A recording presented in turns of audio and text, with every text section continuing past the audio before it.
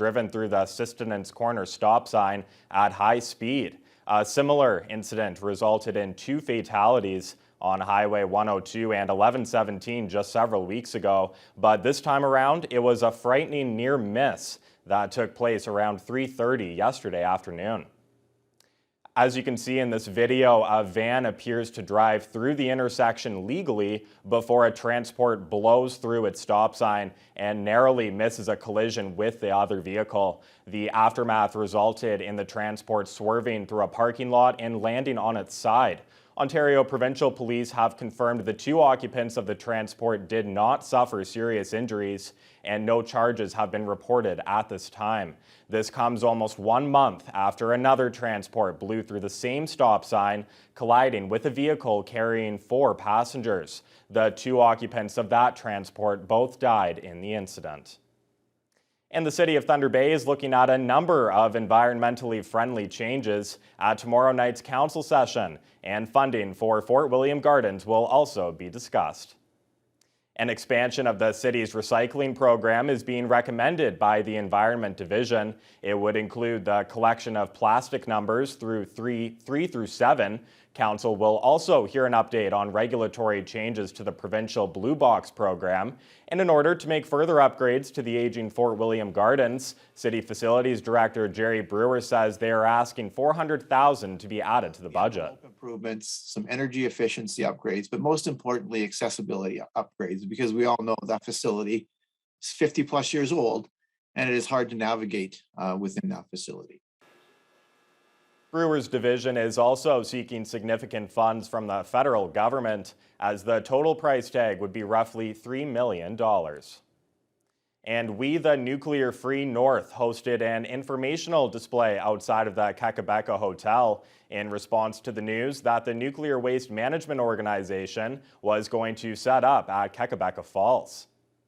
The display was set up on both days this weekend from 10 in the morning to 3 in the afternoon to spread awareness about the Nuclear Waste Management Organization, as they plan on building a nuclear waste repository between Ignace and Dryden. The site is one of 2 that could be chosen. The other is in Southern Ontario. Nuclear lead for Environment Canada and member of We the Nuclear Free North, Dodie Legasic, says if this plan is approved, there would be multiple truckloads of highly radioactive waste coming through Kakabeka every day for decades. Legasic says the waste needs to stay at the reactor sites instead of being transported out. $23 to $28 billion that they've proposed for this project should go into hardening off the storage at those sites, maintain it there, and within the next 100 years, there should be some resolution to the waste issue, because their answer is to bring it up here, put it 500 meters below ground, and then cover it up and abandon it. We the Nuclear Free North will be set up near the Victoria Inn this coming week, and also will be setting up in other places throughout the city. And the Northwestern Health Unit is advising residents of an increased risk of COVID-19 and emo. This comes after a steady number of cases have been recorded in that area over the last 6 weeks. It has the region's medical officer of health mulling over options as how to best address the situation. Adam Riley reports. Cases of COVID-19 continue to persist in the Rainy River District, including at some area schools. On September 26th, the Rainy River District School Board announced a case had been associated with Crossroads School in Devlin. It came 6 days after a case had been announced at the Sturgeon Creek Alternative Program in Emo. It is that community that continues to struggle with COVID cases. On Tuesday, the Northwestern Health Unit sent out an advisory about an increased risk of COVID-19 in Emo. While the active case count remains low at just 4 active cases as of Wednesday, Dr. Kit Young-Hoon says some residents are obstructing the health unit's ability to get an accurate count. We have noted a few situations where some people have chosen not to get tested, and so that makes it more challenging to do case and contact management. And a number of situations where we receive the information in a pretty late. We receive the information relatively late. And so therefore, case and contact management is less effective when we don't know about the case relatively early. Young-Hoon says the NWHU is considering applying stronger restrictions over recommendations in the Emo area, but wants to monitor the situation to look for case numbers and the potential for spread in a more exponential way. On a more positive note, the health unit's vaccination rate continues to climb, with 86.5% of the population aged 12 and up receiving their first dose and 79.2% double-dosed.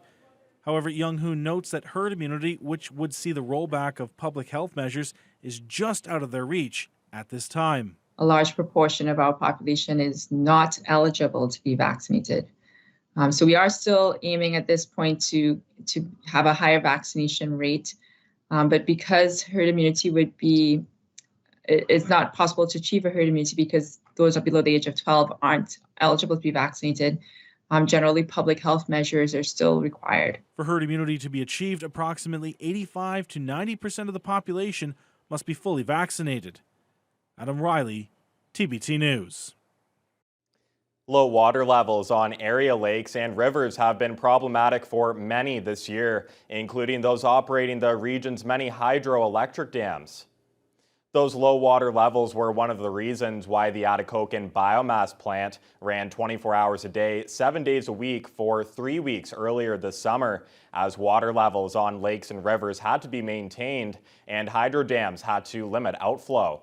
One company in H2O Power operates several dams here in the Northwest, including the ones in Fort Frances and Kenora. Company President Jim Gartshore says this year all of their dams in the region have generated about 70% of what they normally produce. He notes that due to the fact that Rainy Lake and Lake of the Woods are binational bodies of water, they are overseen by the International Joint Commission, which controls water We have levels. the overall responsibility to look at how the two lakes, or actually the three lakes, Namakan, Rainy Lake, and Lake of the Woods interact, and to make sure that the water is kind of shared through the system, because you need good water flow for dissolved oxygen in the water, to make sure there's enough water in the river to handle any sanitation issues from the two towns or the mill kind of thing. Gartshore says they have already begun budgeting for 2022, which will guide their operations, and they are planning for a dry spring. And the wait is finally over for local historian John Potestio after his book launch was delayed for over 1 year due to COVID-19. The author of the new book, called Becoming Canadian: Memories of an Italian Immigrant, recently gathered with a full audience at the Thunder Bay Museum to kick off their free lecture series. The Thunder Bay Literacy Group's Nick Duplessis introduced Potestio and said he was really excited to see people back in the museum. Potestio is the author of several books about the settlement for Italian immigrants in Thunder Bay. He says this latest book was more of a memoir, focusing on one main theme specifically. The book is about the settlement of the family in a new country, but more importantly, it's the difficulty of integrating for a young person. I came when I was 14, so I was just a teenager, and I talk about the language difficulty, the schooling, the social gatherings and social events, and the difficulty that a young person has. Yeah, it's really awesome. Just speaking on behalf of the Plaques and Programs Committee, it's two totally different worlds. Like, virtual events are great to have, and they're a great way to do a little bit of outreach and to connect with the community, but there's nothing better than being able to gather in person and to attend lectures again. The museum's free lecture series continues on the fourth Tuesday of each month from September until April. And the Canadian Cancer Society CIBC Run for the Cure celebrated 3 decades of uniting and inspiring people across the country to help make a difference for those affected by breast cancer. The now virtual run had an event stand for people who still wanted to do the normal run at the Royal Legion track, where participants could donate to get t-shirts, cookies, pins, stickers, and more.